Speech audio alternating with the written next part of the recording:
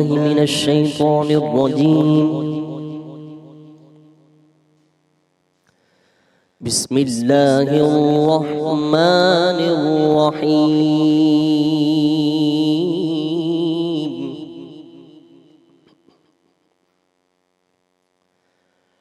هو الذي أرسل رسوله بالهدى ودين الحق ليظهره على الدين كله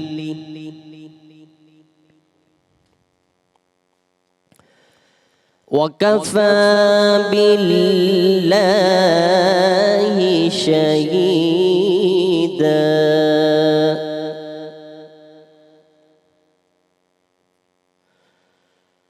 محمد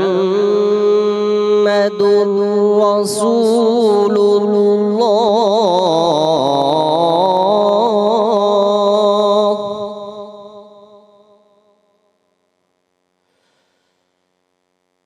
والذين معه أشداء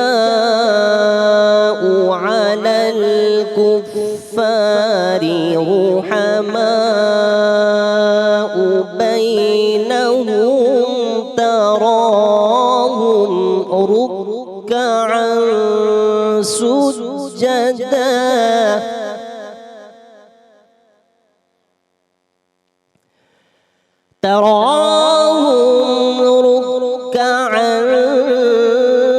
سجدا يبتغون فضلا من الله ورضوانا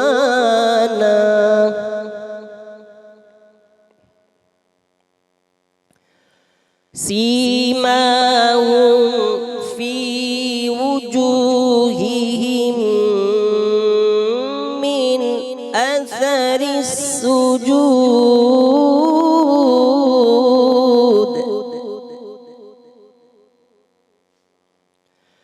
ذلك مثلهم في التوراة ومثلهم في الإنجيل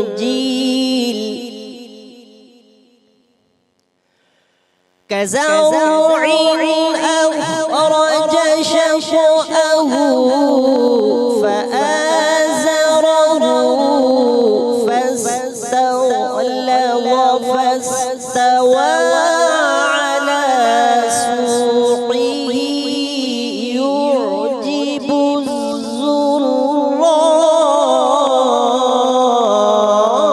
الزراع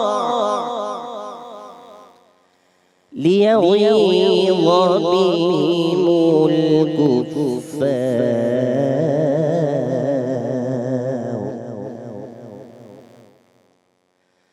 وعد الله الذين آمنوا وعملوا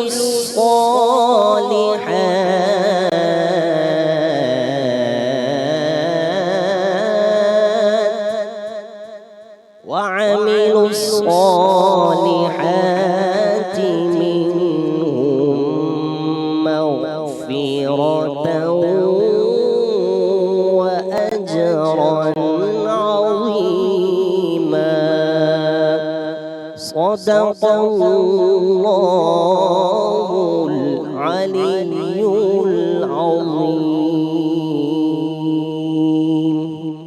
आमीन। सुभान अल्लाह। शुरू अल्लाह जे नाम सां जेको निहायत मेहरबान ऐं रहम करण वारो आहे। नाज़रीन, सिंध टीवीअ पारां सिधे रीत हलंदड़ हिन प्रोग्राम में मां बाख़पीरज़ादा तव्हांखे भलीकार कयां पई। हिन प्रोग्राम में ज़िक्र हूंदो आहे नबी पाक सल्लल्लाहु अलैहि वसल्लम जो ऐं उहे ॻाल्हियूं कबियूं आहिनि जेके क़ुरान ऐं हदीस जे हवाले सां हिदायत ॾिनी वई आहे असां मोमिननि खे। ऐं असां सां ख़ासि महिमान जेके हूंदा आहिनि उलमाए कराम हूंदा आहिनि जेके जॉइन कंदा आहिनि हिन प्रोग्राम में।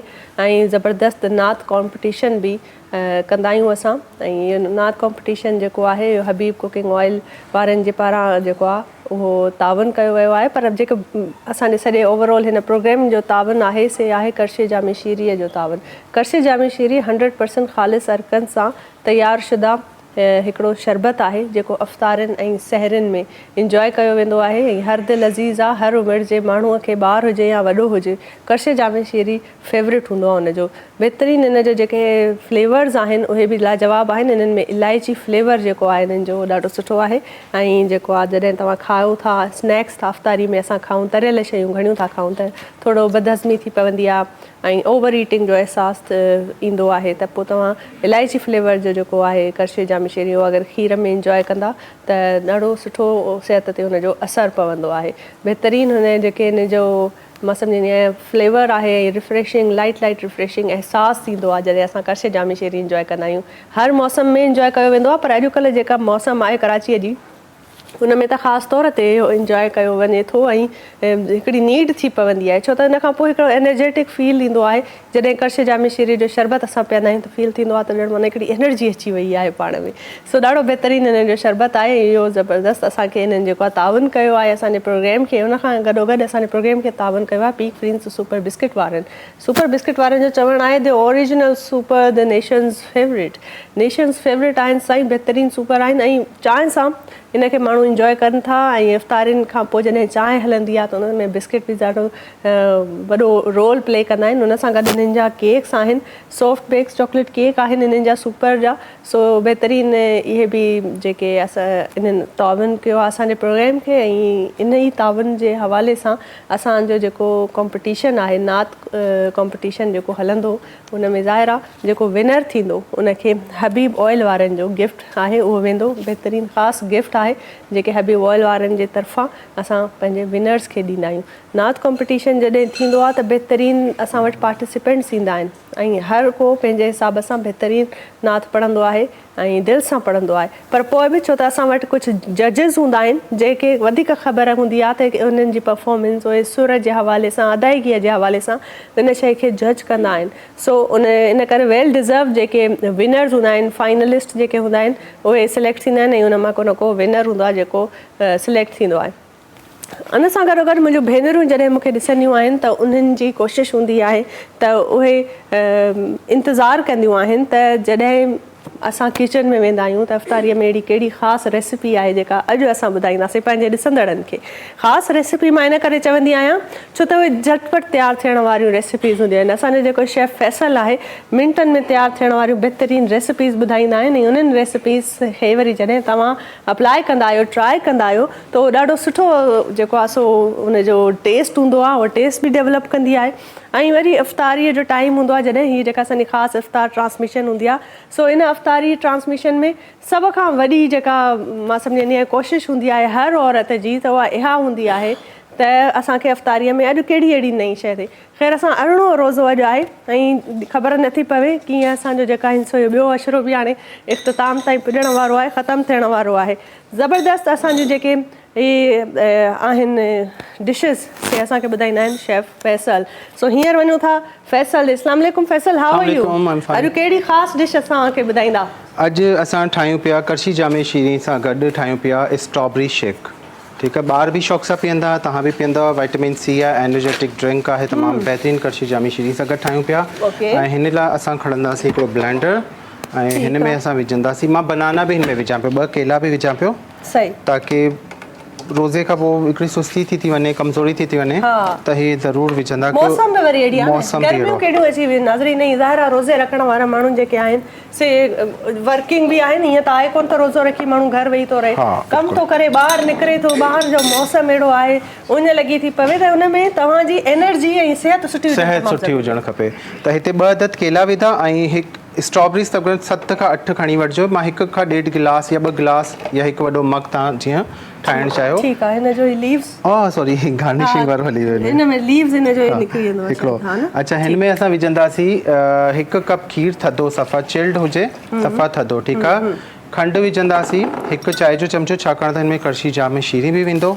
ठीकु, ऐं फ्रेश क्रीम तव्हां वटि हुजे त इहे 2 खाइण जा चमचा। अगरि फ्रेश क्रीम न आहे त खीर जे मथां जीअं मलाई ॼमी वेंदी आहे उहो बि लाइन में विझी सघो था। ऐं हितां असां खणंदासीं करशी जामी शीरी ऐं इहो विझंदासीं हिन में 2 खां 3 टेबल स्पून बहितरीन करछे जामे शीरी जेको ख़ालिस अरकन सां 100% ख़ालिस अरकन सां तयारु कयल हिकिड़ो शरबत आहे उहो जॾहिं बि तव्हांजे खाधनि में वेंदो ऐं हिन क़िस्म जी ड्रिंक्स ऐं स्मूदीज़ में जॾहिं उहो वेंदो शामिलु थींदो त बहितरीन तव्हांजी सिहत ते बि सुठो असरु पवंदो ऐं फ्लेवर बि सुठो ईंदो। बिल्कुलु हिनखे हलाई था छॾूं।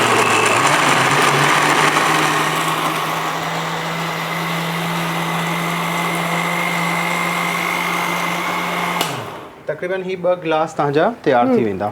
ठीकु ज़बरदस्त। ऐं आइस क्यूब्स विझी छॾिजो असां हिते न विधी आहे त हिन में पंहिंजे हिसाब सां तव्हां आइस क्यूब्स विझो जंहिंखे जेतिरो थधो खपे थो ओतिरी विझी थो सघे। बहितरीन हिन जी प्रेज़ेंटेशन बि ॾाढी सुठी आहे ऐं जीअं तव्हां ॾिसो था हेल्दी बि आहे ज़बरदस्त। फ्रूट्स आहिनि ऐं फ्रूट्स जा सुठा जेके आहिनि असरु पवंदो आहे सिहत ते। सो इन करे जॾहिं तव्हां रोज़ा था रखो तव्हां में काफ़ी कमी बि अची वेंदी आहे कमज़ोरीअ जो अहसासु बि थींदो आहे त इन करे ज़रूरी आहे त जॾहिं इफ़्तारी कयो त इफ़्तारीअ खां पोइ तव्हां गैप सां बहितरीन अहिड़ा हेल्दी ड्रिंक्स आहिनि ऐं खाधा आहिनि जेके तव्हां ट्राई कयो ऐं बहितरीन असांजो जेको हिजामे शीरी असां तयारु शुदा अॼु जी रेसिपी बहितरीन आहे हिन जी ड्रिंक जी।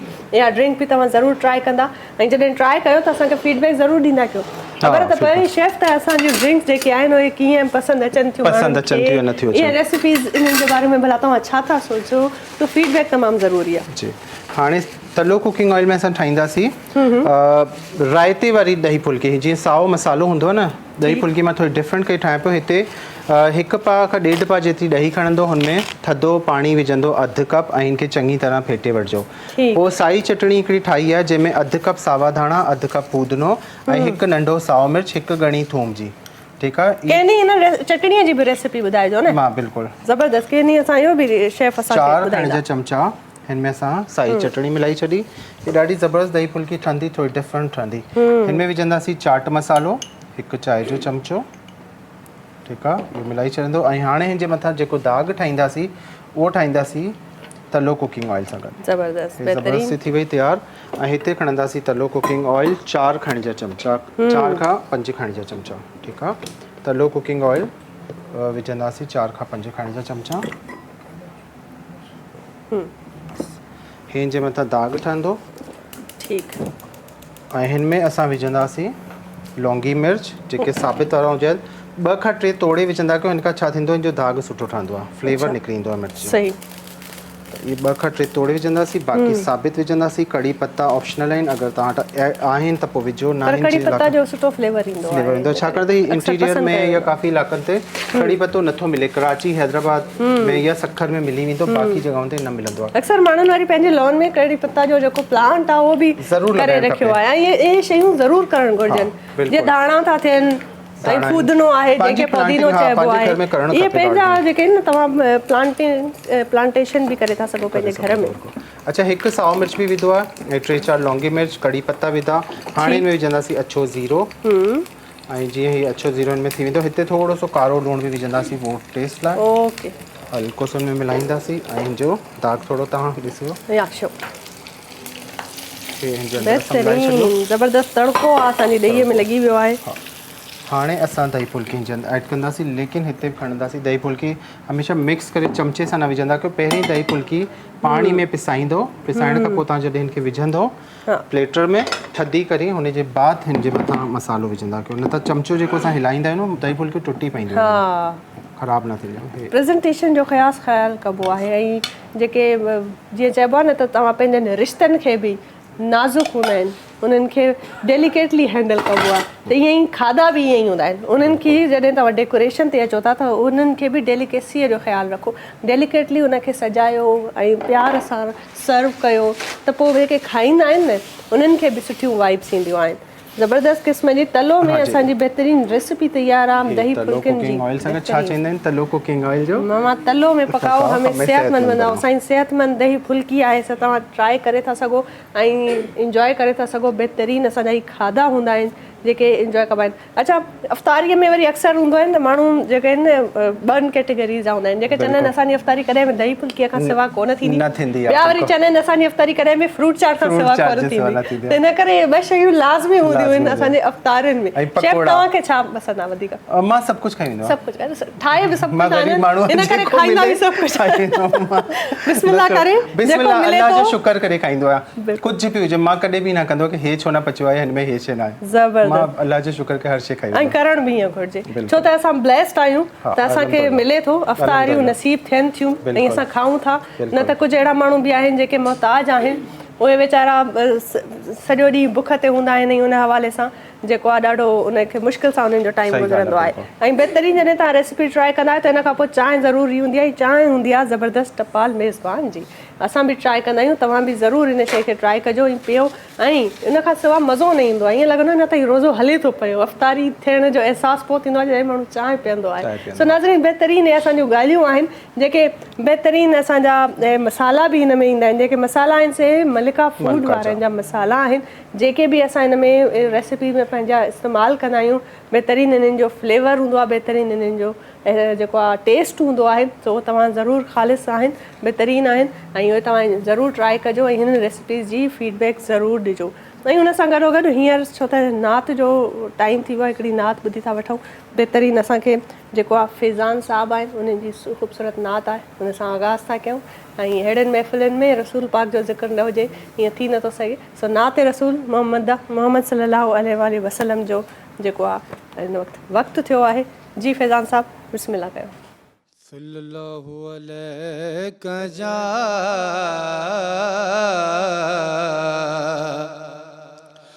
या रसूल अल्लाह वसल्लम अलैका या हबीब अल्लाह। क्या बताऊं कि क्या मदीना है, क्या बताऊं, अरे क्या बताऊं कि क्या मदीना है, क्या बताऊं कि क्या मदीना है। बस मेरा मुद्दा मदीना है, दिल फिदा है मदीने वाले पे, दिल फिदा है मदीने वाले पे, दिल मुदव्वे है या मदीना है। क्या बताओ उसकी आँखों का नूर तो देखो, उसकी आँखों का नूर तो देखो, जिसका देखा हुआ मदीना है। क्या बताऊं। जी नाज़रीन, वठूं था साही जो टाइम आहे, साही खां पोइ वरी हाज़िर थियूं था। सलाम रमज़ान।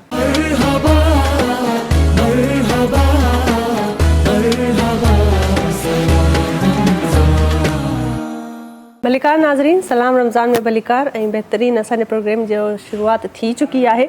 जीअं त बहितरीन असांजे किचन में रेसिपीज़ हुयूं जेके असांजे शेफ़ तव्हांखे ॿुधायूं, तव्हां ज़रूरु उहे ट्राए कयो ऐं असांखे फीडबैक ॾिजो। असांजे महिमाननि बि असांखे जॉइन करे वरितो आहे। महिमाननि जो इंट्रोडक्शन कराईंदी हलां, तारुफ़ कराईंदी हलां, छो त महिमान ई आहिनि जेके हिन असांजी महफ़िल जी ज़ीनत बणिजंदा आहिनि। बहितरीन असांजूं कचहरियूं थींदियूं आहिनि ऐं रसूल पाक सल्लल्लाहु अलैहि वसल्लम जो ज़िक्र थींदो आहे ऐं क़ुरान ऐं हदीसनि जे हवाले सां जेके ॻाल्हियूं आहिनि उहे असां कंदा आहियूं त जे तव्हांजी ऐं असांजी पंहिंजी बि इस्लाह थी सघे।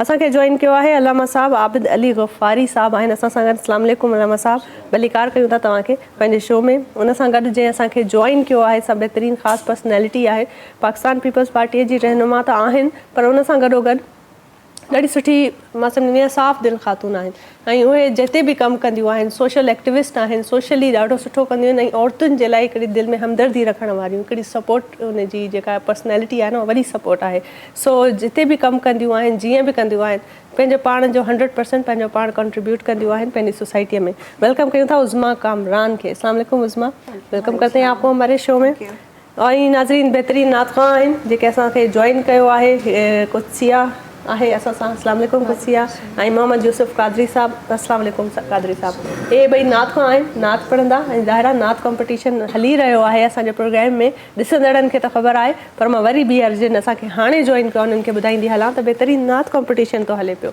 ऐं इन नात कॉम्पिटिशन जेको आहे इहो ताउन कयो आहे हबीब ऑयल वारनि ऐं जेके विनर हूंदा से इन्हनि जो गिफ्ट स्पेशल गिफ्ट बि उन जेको आहे सो उनखे वेंदो सो बहितरीन नात कॉम्पिटिशन आहे पर हींअर जेको आहे मां अलामा साहब असांखे जॉइन कयो आहे अलामा साहब खां मां पुछणु चाहींदसि त जीअं रमज़ान जो महीने जूं हिकिड़ियूं असांजूं सर रुटीन थी वेंदी आहे ख़ैर असां ॿियो अशरो हले थो पियो ऑलमोस्ट पुॼाणीअ ते पुॻो आहे बसि 2-3 रोज़ा बचा आहिनि ॿियो अशरो बि ख़तमु थी वेंदो इन हवाले सां तव्हां ॿुधायो त इन अशरे जे हवाले सां कहिड़ी फज़ीलत आहे छा हिदायत आहे ऐं जेको आहे सो उन हवाले सां असांखे क़ुर जी रोशनी में कहिड़ी हिदायत ॾिनल आहे पर माज़रत सां तव्हांजो इहो ई सुवाल जो जवाबु मां थोरी देरि खां पोइ तलबगार हूंदसि अॻु में जेको आहे असां नात था ॿुधूं ऐं नात जो कॉम्पिटिशन हली रहियो त अॻु में मां जेको आहे कुदसिया खे गुज़ारिश कंदसि त बेटा तव्हां नात ॿुधायो बिस्मिल्लाह कयो मदीने का सफ़र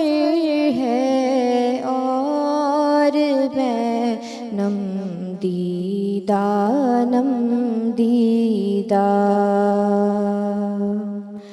मदीने का सफ़र है और मैं नम दीदा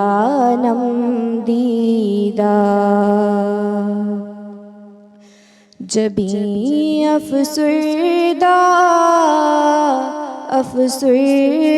कदम लग़ज़ीदा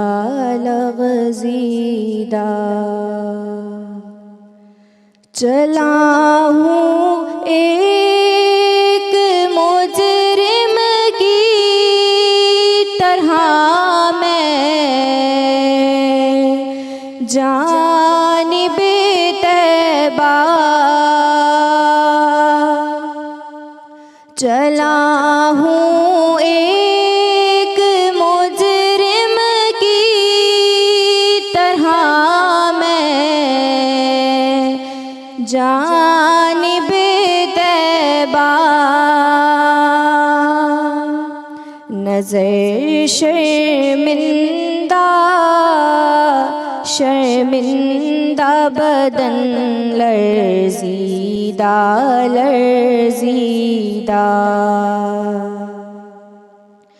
जबी अफसुरदा कदम लग़ज़ीदा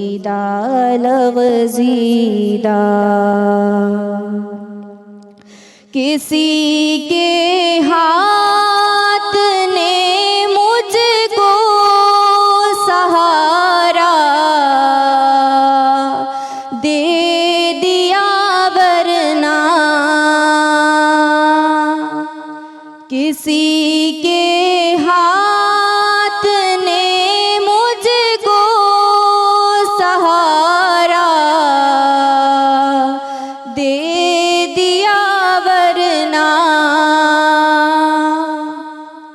कहाँ मैं और कहाँ ये रास्ते पेचीदा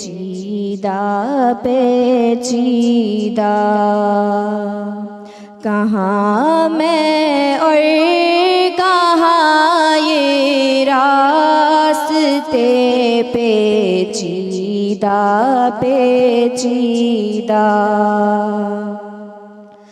मदीने का सफ़र है और मैं नम दीदा जबी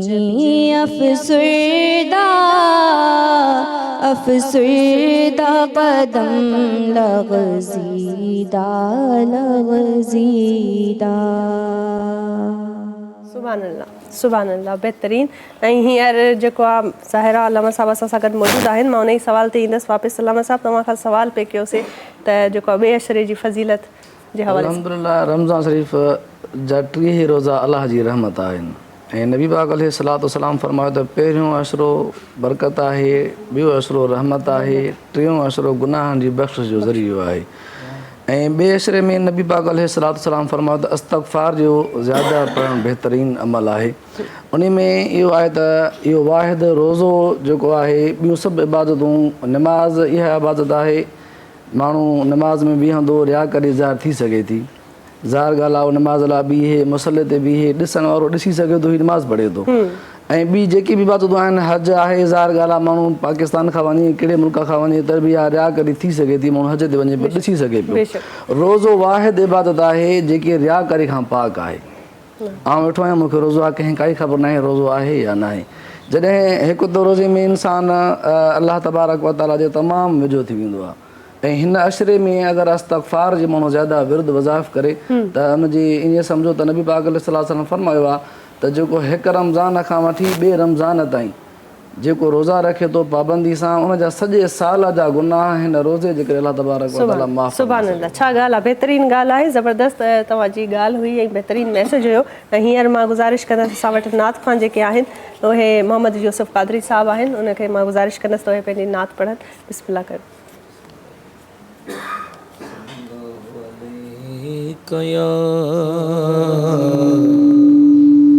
रसूल अल्लाह वसल्लम अलैका या हबीब अल्लाह। मदीने से बुलावा रहा है, मदीने से बुलावा रहा है, मदीने से बुलावा रहा है, मेरा दिल मुझसे पहले जा रहा है, मेरा दिल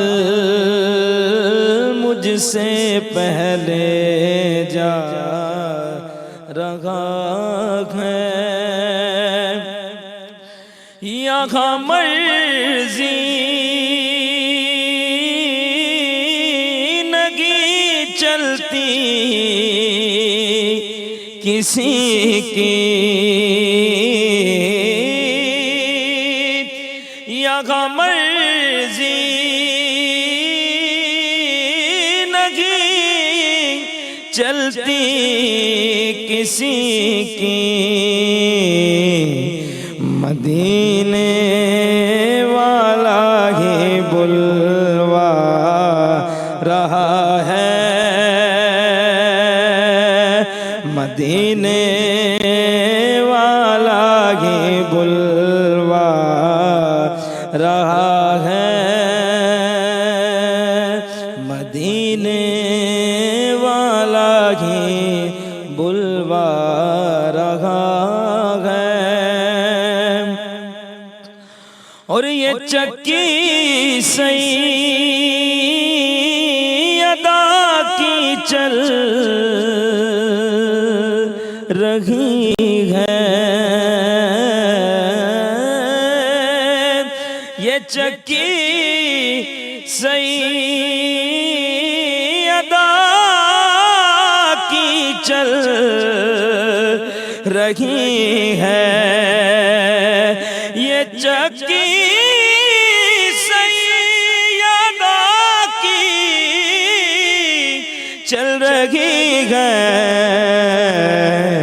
ज़माना जितना लंगर खा रहा है, जमाना जितना लंगर खा रहा है, नवासों का वो सदका बांटते हैं, नवासों का वो सदका बांटते हैं। ज़माना उनका सदका खा रहा है, मदीने से बुलावा रहा। सुभान अल्लाह, सुभान अल्लाह। बेहतरीन अदायगी, बेहतरीन नात हुई ऐं ज़बरदस्त असांजो जेको कॉम्पिटिशन आहे हली रहियो आहे ऐं उज़मा कामरान असां सां गॾु मौजूदु आहे। उज़मा, जिस तरीके से आपकी वैसे भी अदर देन रमज़ान जो आपकी प्रैक्टिस रही है, माशाल्लाह आपके जो अपनी एक ज़ात है, आपका कंट्रीब्यूशन सोसाइटी में बहुत बड़ा है। हम जो है अक्सर बातें करते हैं कि सिर्फ बात ना की जाए, उस पर अमल करना बहुत ज़रूरी है। हमारे अल्लामा साहब ने भी जो जिक्र किया कि जिस तरीके से रमज़ान में अल्लाह पाक की जो हमें, मैं समझती हूँ, एक अदायगी होती है रहमतों की, कि बस बांटते हैं रहमतें, नेकियाँ, और क्या मतलब एक होता है कि कोई है जो लेने वाला है, मैं नेकियां बांट रहा हूँ। तो ये सारी जो एक कुव्वत है, एक ताकत है जो हमें एक ख़ास हम पर नाजिल है। तो आपका इस हवाले से क्या कहना है कि आप बताएं, क्योंकि आप लोगों से ज़्यादा करीब हैं, आवाम से ज़्यादा करीब है सोशली। हम तो बातें करते हैं, लेकिन आप जिस तरीके से उसको अमल करती हैं, आप घर घर जाके औरतों से बात करती हैं, आप हर तबके की औरत का आपसे डायरेक्ट इंटरेक्शन है।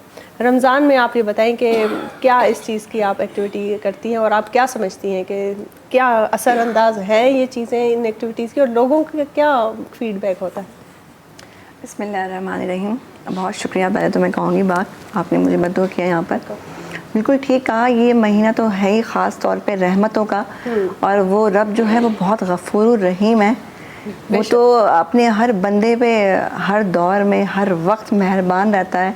बिलखुसूस रमज़ान ये ऐसा तोहफ़ा है हम मुसलमानों के लिए कि इसमें एक नेकी के बजाय आपको 70 नेकियों का सवाब मिलता है। तो डबल बोनस ही अल्लाह पाक ने हम मुसलमानों को दिया है।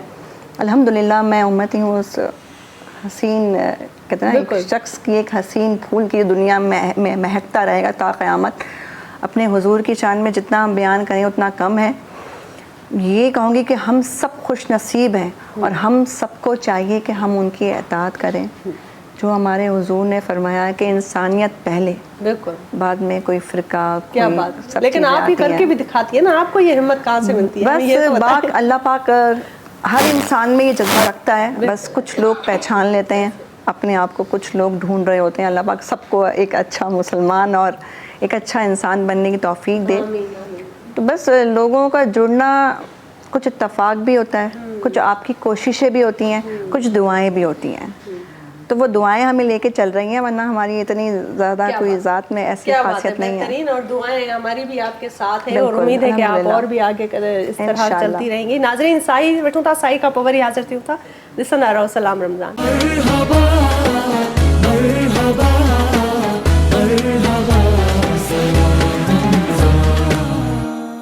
मलिकान नाज़रीन, वेलकम बैक। सलाम रमज़ान में बेहतरीन असांजा महिमान असां सां गॾु आहिनि ऐं नात कॉम्पिटिशन बि हले पियो ऐं जेको उज़मा कामरान असां सां गॾु आहे। उज़मा खां पुछंदासीं, उज़मा जैसे आप बता रही थी पहले कि ज़ाहिर है ये सारी चीज़ें जो सोशली आपकी एक्टिविटीज़ हैं वो अपनी जगह पर हैं, वो तो पूरा साल आप करती रहती है माशाल्लाह से।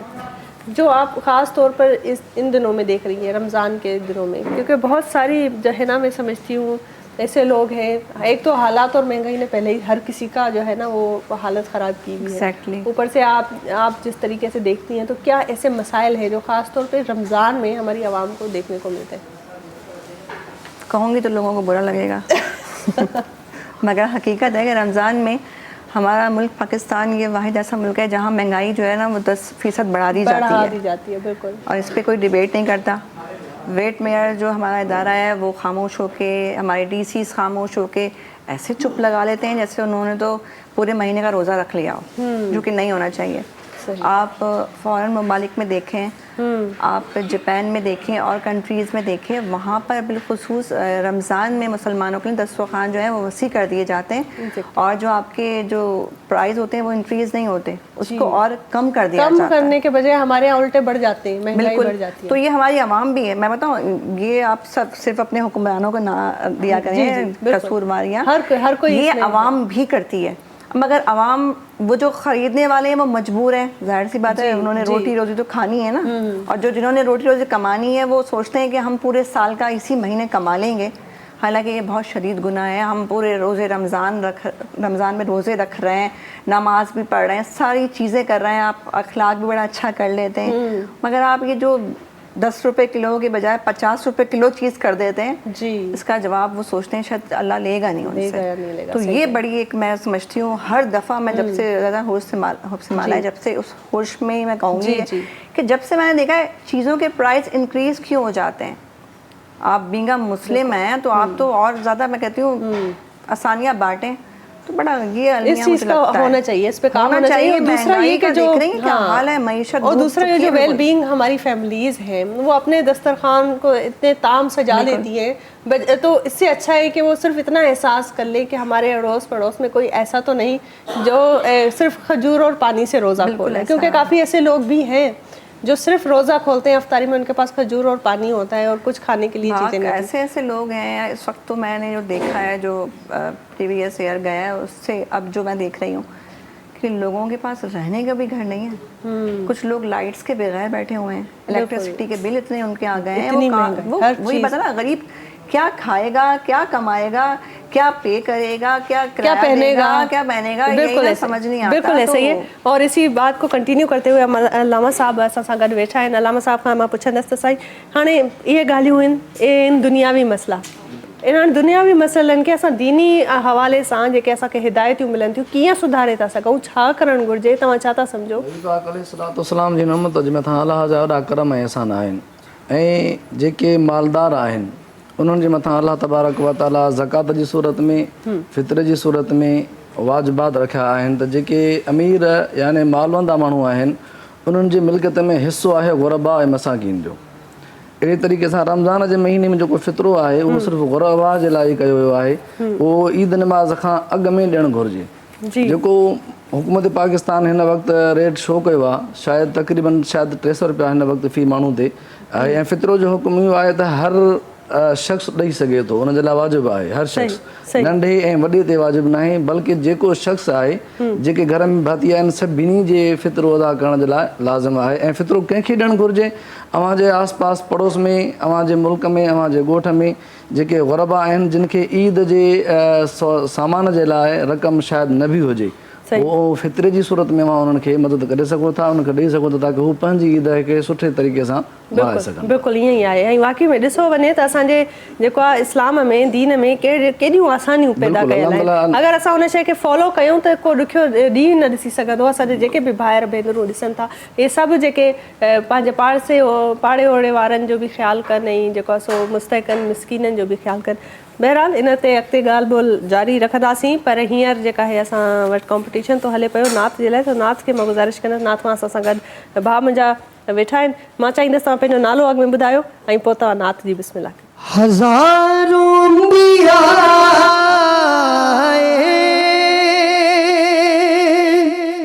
हज़ारों मुरसलियाँ मेरे कमली वाले की शान ही निराली है, मेरे कमली वाले की शान ही निराली है, मेरे कमली वाले की शान ही निराली है। खुल्द जिसको कहते हैं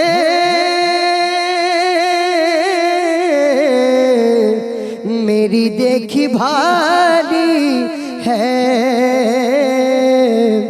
मेरी देखी भाली है। सब्ज़े सब्ज़े गुंबद है और सुनहरी जाली है। सब्ज़े सब्ज़े गुंबद है और सुनहरी जाली है। हर तरफ मदीने में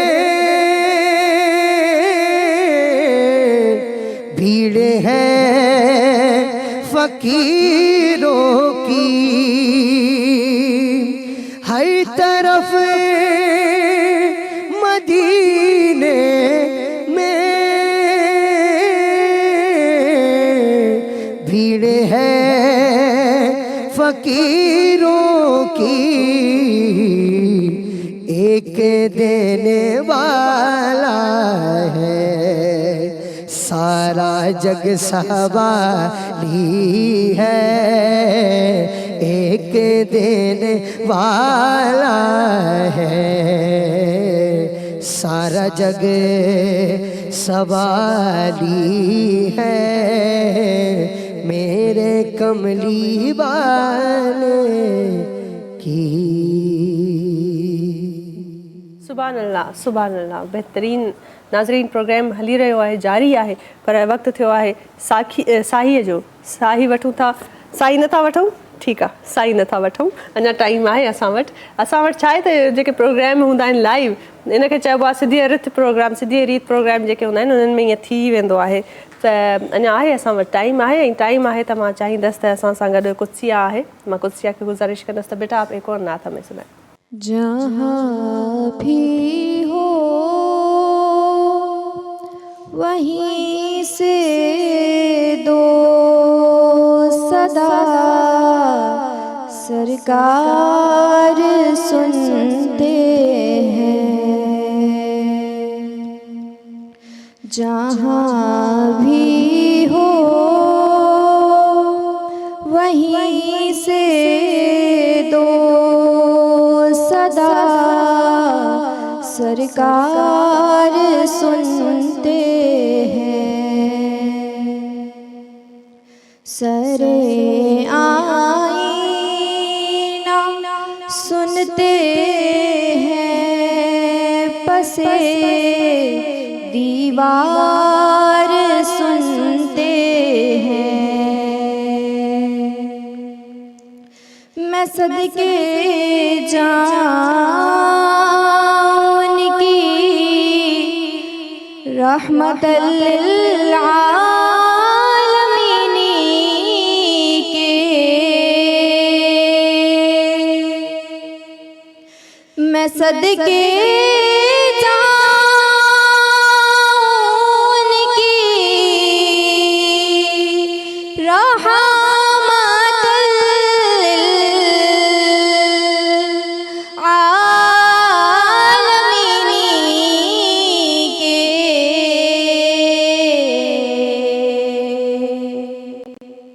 पुकारो चाहे जितनी बार वो हर बार सुनते हैं।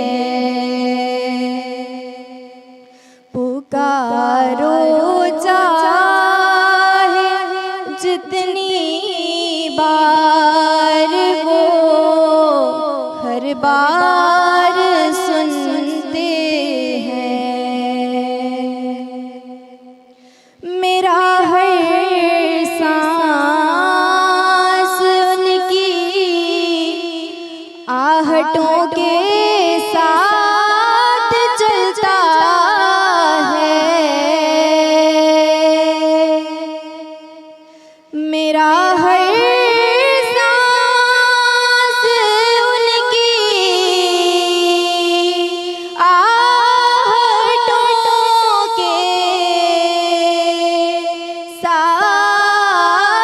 चलता है।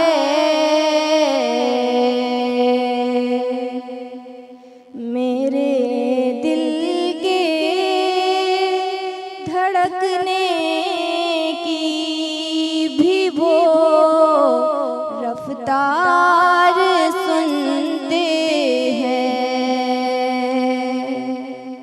मेरे दिल के धड़कने की भी वो रफ्तार सुनते हैं। जहाँ भी हो वहीं से दो सदा सरकार सुनते हैं। सरे आईना सुनते हैं, पसे दीवार सुनते हैं। सुभान अल्लाह। बहितरीन नाज़रीन, वक्त थियो आहे साईअ जो। हाणे साई वठूं था, साई खां पोइ वरी हाज़िर थियूं था। ॾिसंदा रहो सलाम रमज़ान।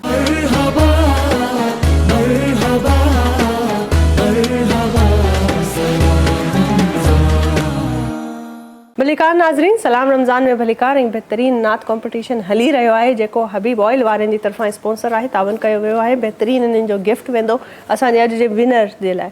ऐं जेके असां ख़ासि महिमान मौजूदु आहिनि, उन्हनि सां बि बहितरीन ॻाल्हियूं पियूं हलनि।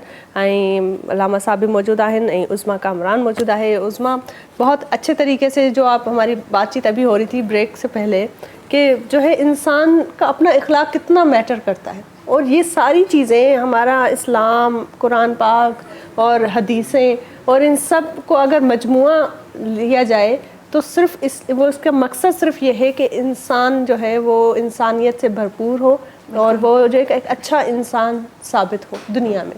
अल्लामा साहब हमारे साथ मौजूद है, वो भी सेकंड करेंगे कि ये सारी हिदायत, ये सारे जो हुक्म हैं हमारे परवरदिगार से हमें, अगर हम उनको फॉलो करें तो अल्टीमेटली वो सारी चीज़ें हमें उसी तरफ लीड करती हैं कि आप एक being a good human being, आप अपने आप को साबित करें।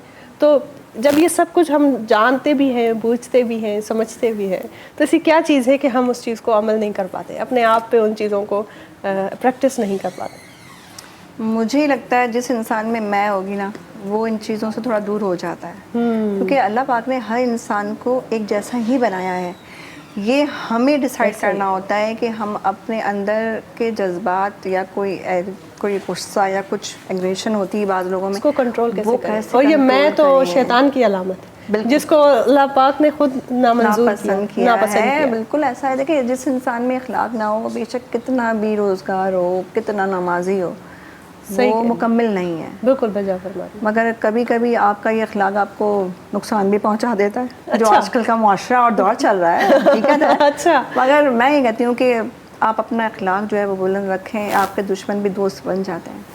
क्या बात है, क्या कहने, नरम दिली और जो है इखलाक से, सिंधीअ में चइबो आहे निवड़त सां तव्हां पंहिंजनि दुश्मननि खे बि पंहिंजो करे था सघो। बिल्कुलु इहा ईअं ई ॻाल्हि आहे। ऐं इन जी सभ खां वॾी मिसाल जेके असांजा रसूल पाक सल्लल्लाहु अलैहि वसल्लम आहिनि, ऐं उन्हनि जी ज़िंदगीअ जो ख़ाको आहे, जंहिंजे तरीक़े सां, जंहिंजे महल उन्हनि कहिड़े तरीक़े सां माण्हुनि खे मुंहुं ॾिनो, दुश्मन बि उन जा दोस्त थी विया, नफ़रत करण वारनि जी दिलि में बि प्यार जो बिज उन्हनि जेको आहे बोइण में कामयाबु उहे हासिलु थी विया। ऐं उन्हनि जो जेको आहे उन्हनि करे ॾेखारियो त तव्हां प्यार ऐं मोहबत सां कंहिंजी बि दिलि खटी था सघो।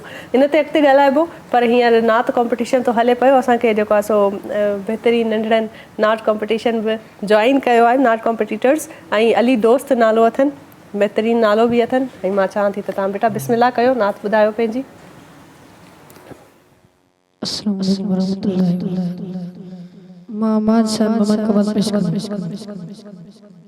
मिठड़ी अम्मा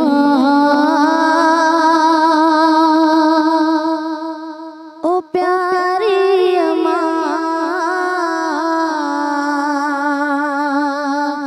कुर्बत तुझे ता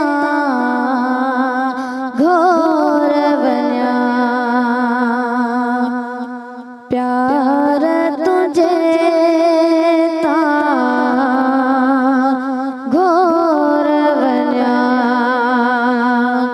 मिठड़ी अम्मा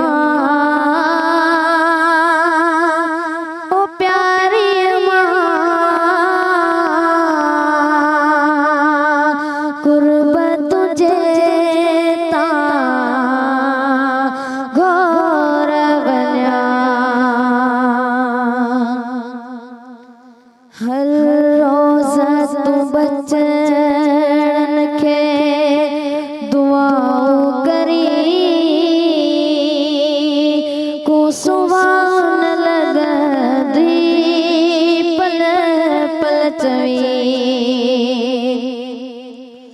हर रोज़ तू बचड़न खे दुआओ करी को सुवान लगंदी पल पल चवी मिठड़ी मां ओ प्यारी मां कुर्ब तुझे ता घोर बन्या तू जी दुआ सां कई अद जी वया हुया जे फकीर सोबी रंग जी वया तू जी दुआ सां कई अद जी वया हुया जे फकीर सोबी रंग जी वया मिठड़ी मां ओ प्यारी मां कुर्ब तुझे ता घोर बन्या तू जी दुआ सां गम दूर थी विया जो राज जग ज़लब मशहूर थिया अमर अल्हम्दुलिल्लाह रब जी करणी आहे तारीफ तुझे सदके मूं मथां कई सतारी आहे करीम न त छाहे मुंहिंजी शाइरी ऐं छाहे मुंहिंजी तालीम दर्जा बटे सिंधी पढ़ियल से गुणे टाइम दूर खां धरतीअ जे मथां ऐं हेठां शज़ीम मां मुहाबे हिक मीम तो खाई खाईंदो पीअंदो वता तू जी दुआ सां गम दूर थी विया जो राज जा ग़ज़ल मशहूर थी विया मिठड़ी मां ओ प्यारी मां कुर्ब तुझे ता घोर बन्या बेहतरीन ज़बरदस्त ऐं हींअर मां पंहिंजे ॿिए कॉन्टेस्टेंट खे बि गुज़ारिश कंदसि त भाउ मुंहिंजा तव्हां बि नात ॿुधायो तव्हां पंहिंजो नालो प्लीज़ ॿुधायो अॻु में माइक में प्लीज़ नवीद नईमी जी नवीद नई साहब आप नात बिस्मिल्लाह पढ़े हिक ॾिठम जी जल बेचा गरीब दर बदर दर दर गम थी हिक ॾिठम जी जल बेचा गरीब दर बदर दर दर गम थी लगे माज़िया जी रांगणी कीअं गदाई पई करे लगे माज़िया जी रांगणी कीअं गदाई पई करे हिया जो हुई कॾहिं घर धञाणी भागन भरी हुई भागियाणी हीअ मूं पुछी हुन खां कहाणी अखड़ियुनि में भरजी आयुसि पाणी उन इएं चयो मुंहिंजा हिन बचा मूं पाले वॾा जेके कया ज़ालुनि जे चएते से लॻा छॾी आऊं कढी घरा ॾेई धिका जॾे हेते चाई है सिटूर वधी रही ॾेढ बस खाते हुआ निकेरो वई हिक ॾिठम जी जलवे चागरी दर बदर दर दर मथे थी लगे माज़िया जी रांगणी कीअं गदाई पई करे कमज़ोर आई आहे कुरागड़ी वक्त थियो थी बेवा आहे पगंजूं खुशूं कर पा करे पगंजन में के उम्मीदों हुयूं घर में आयो जॾे धारियों मट जी पुटन जो वियो दिलियो धीअरियो परायो धण हुयो जेके परण जी परायो थियूं तिन खे पराता छाड़िबा अहिड़नि पुटनि लाइ ऐं पराता ऐं पिटूं पर हीअ अमड़ पई दौड़े हिक ॾिठम जी जलवे चागरी दर बदर दर दर मथे सुभानअल्लाह बेहतरीन नाज़रीन ज़बरदस्त नात कॉम्पिटिशन हली रहियो आहे ऐं इहो कॉम्पिटिशन तावन आहे हबीब ऑयल वारनि जो सो असां सां गॾु रहो वक़्तु थियो आहे साईअ जो साई वठूं था साई खां पोइ वरी हाज़िर थियूं था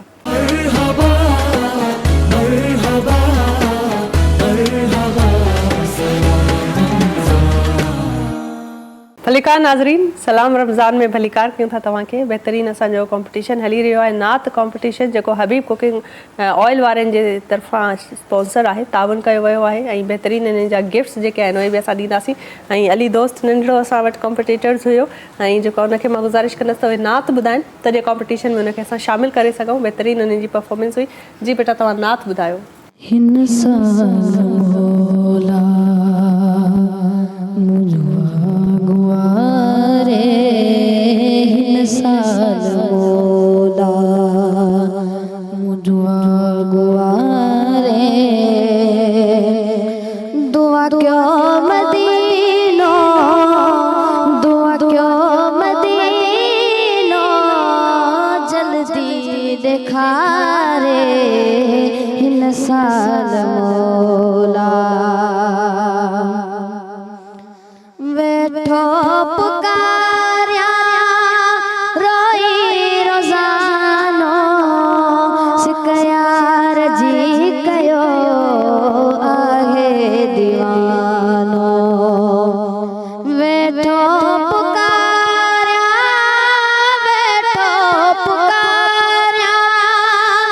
वेठो पुकारिया रोई रोज़ानो शिकयार जी कयो आहे दीवानो हर पल छॾियां थो गम में गुज़ारे हर पल छॾियां थो गम में गुज़ारे दुआ क्यों मदीनो दुआ क्यों मदीनो जल्दी दिखारे हिन साल मौला अब्बास ॾाढो मौदास आया वेठो रखियो ही बस आस आया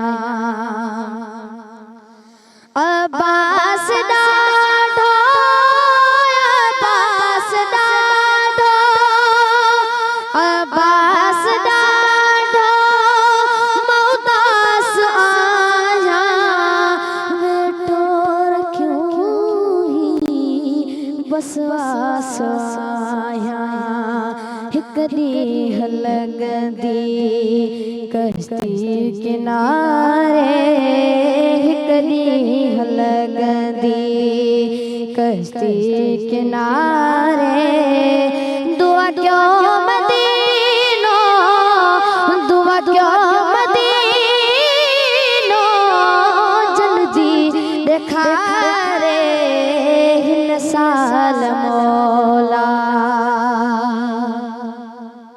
सुभान अल्लाह, बहितरीन ज़बरदस्त नात हुई अली दोस्त जी, जहिड़ो संदन जो नालो अथनि, बहितरीन परफॉर्मेंस बि अथनि। ऐं जीअं त कॉम्पिटिशन आहे त असां सां गॾु जेके ॿ महिमान ख़ुसूसी आहिनि, अलामा साहब आहे ऐं उस्मा कामरान आहिनि, उन्हनि खे असां चवंदासीं त मूंखे थोरो हेल्प कनि। हिकिड़ो विनर आहे, उनखे ज़ाहिर आहे डिक्लेयर करिणो आहे छो त कॉम्पिटिशन आहे। अलामा साहब छा चवणु आहे तव्हांजो? मुंहिंजे हिसाब सां जेकी नात जी बहितरीन तरीक़े सां लहजो ऐं आवाज़ खे बिहारण वारो वरीदो साहब आहे। अच्छा, अली दोस्त साहब जो मिसरे खे बिहारण, थल खे बिहारण ऐं जेकी छिक हुई उहा बहितरीन अंदाज में प्रोनंस कई आहे। बेहतरीन, ज़बरदस्त, बिल्कुल यही ही आहे। ऐं उस्मा, आप बताएं आपके हिसाब से जो है किसने अच्छी नात जो है पढ़ी है? बिल्कुल, ये हमारे दोस्त ने बड़ी अच्छी नात पढ़ी है। छोटा सा बच्चा है, माशाल्लाह से अल्लाह पाक ने इसकी आवाज़ में बड़ा एक ना नूर दिया है।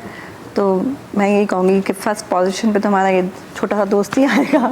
माशाल्लाह से इससे पहले जो अपने कुदसिया माँ के नाम से, हाँ, बहुत प्यारा इसने किया। तो मेरे ख्याल से ये बच्चा और हमारी बहन, बिल्कुल, हाँ, उनको भी हम ज़रूर अप्रिशिएट करेंगे। कुदसिया ने भी बहुत अच्छी नात पढ़ी है, उनकी भी अदायगी में अपना एक असर था। और हमारे जो है आज के कॉम्पिटिशन का जो विनर है, ज़ाहिर है कॉम्पिटिशन है तो किसी एक को विनर होना है, कि न के हिकिड़े खे जेको आहे सो करिणो आहे, इनाम खटणो आहे।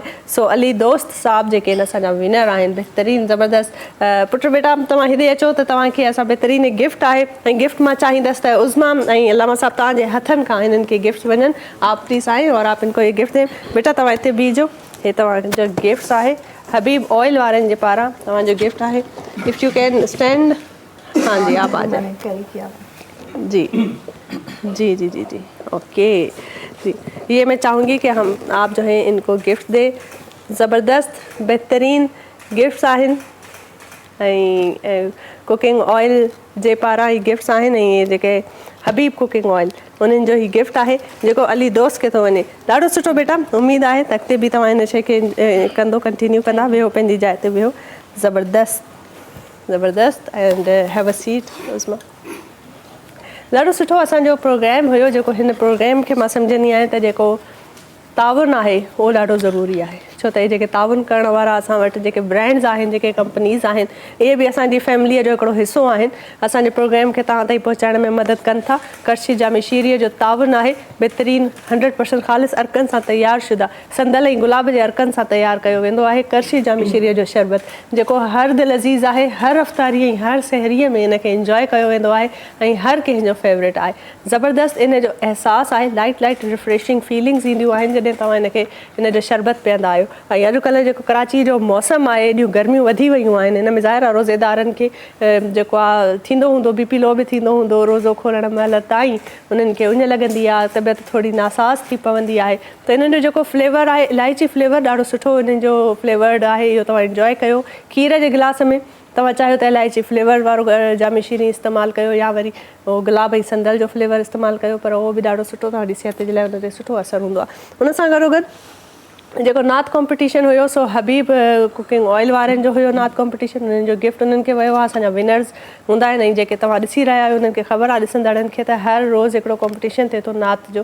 बहितरीनु नात पढ़ण वारा असां वटि अचनि था ऐं उन्हनि में को हिकु न गिफ्ट थिए थो जेको गिफ्ट थो माणे।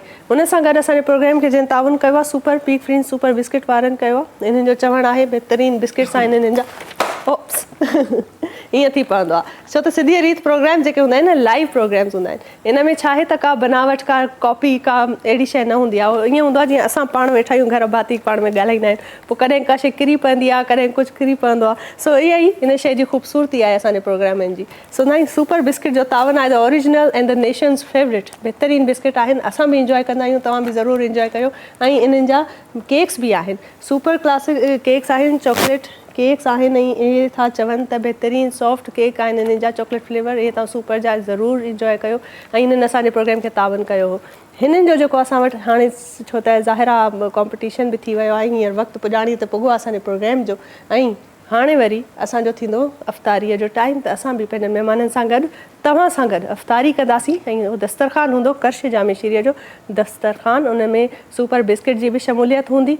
बहितरीनु असां बिस्किट्स आहिनि उहे इंजॉय कंदा आहियूं। महिमाननि जी मां थोराइती आहियां ऐं थैंक यू कंदसि उज़मा खे। उज़मा थैंक यू सो मच कि आप आई और आई नो कि आपकी बहुत जो है टफ रूटीन है, बहुत जगहों पे आपने टाइम दिया हुआ था लेकिन फिर भी आप हमारे पास आई हैं। Thank you so much. Thank you करते हैं आपको ऐं अलामा साहब खे भी थैंक यू चवंदसि। थोराइता आहियूं त हीअ सभु असांखे हिननि जॉइन कयो ऐं हिन प्रोग्राम जी ज़ीनत खे अञा वधाइण जी ज़ीनत बणिजा। ऐं इन हवाले सां जीअं त ज़ाहिर आहे रमज़ान तो हले पियो, ॿियो अशरो ख़तमु थियण वारो आहे नाज़रीन।